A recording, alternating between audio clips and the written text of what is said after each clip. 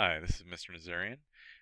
All this week, these next few lessons will all of them will pretty much be review on skills and knowledge that you already have mastered in class, but there's going to be a review of those skills because we're going to be using a lot of them to work on our performance tasks that we're going to be working on all week this week in school.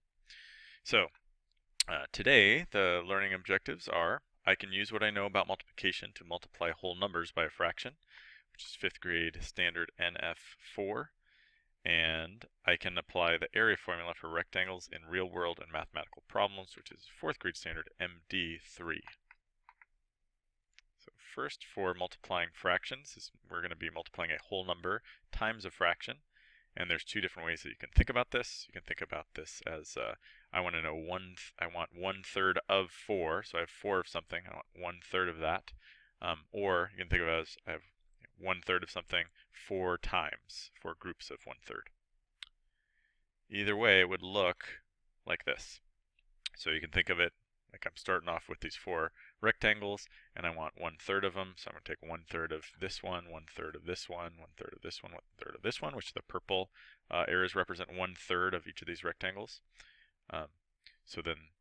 Or I could think of it as I have this rectangle here with 1/3 shaded in, and then I multiply that by 4. I have 4 groups of this 1/3. Either way, it's the same thing. So I've got 1/3, and another 1/3 is 2/3, 3/3, and 4/3. So 4 times 1/3 equals 4/3. And if I was to simplify this to a mixed number, because obviously this is an improper fraction, so if I was to simplify this into a mixed number, 1, 2, 3 of them, right, would make one whole, and then I would have another 1/3 left over. So it's the same as 1 and 1/3. Okay, now for the to review finding the area using the area formula in a mathematical or real-world problem. So let's say that Cole, in his bedrooms, he needs a new carpet. So they ordered a new carpet for him, but they needed to know how much carpet to order. So they measured his room, and Cole said, well, my room is 15 feet long and 10 feet wide. So to figure out how much carpet he needs to solve for the area of his room.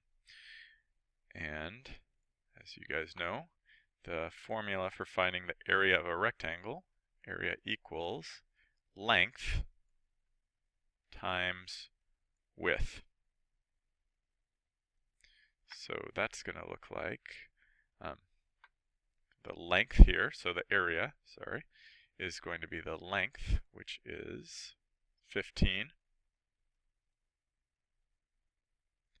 times the width, which here is 10, and you guys are masters at multiplying multiples of 10, so 15 times 10 is going to be 150.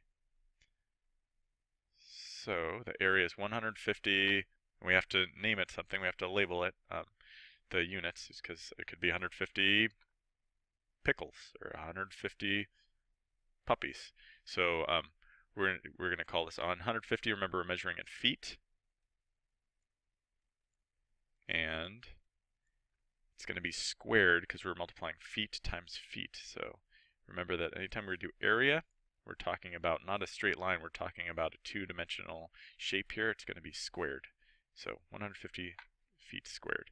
And that pretty much wraps it up. Remember, these are just reviews of these skills that we're going to use for our performance tasks tomorrow. All right, thanks.